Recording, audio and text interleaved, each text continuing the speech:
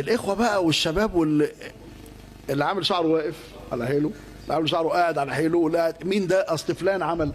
لو كنت حاسس ان مشرك نجس كنتش عملت زيه، كنت آب قلبك الى رسول الله وسنته عليه الصلاه والسلام. صح ولا لا؟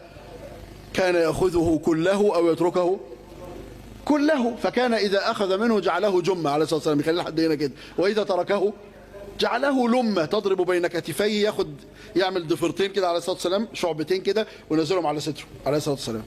كانش هيبقى كده. هتلاقي نفسك متضايق ان انت تجيب فانلة مكتوب على صدرك انجليزي. هو ده حرام يا عم؟ مش بقول لك في حرام وحلال، صلى على النبي افهمني. بقول لك في ايه؟ في حياة كاملة وحياة فيها موات، لسه فيها حتت ميتة ما اكتملتش، فتلاقيك كاره لده.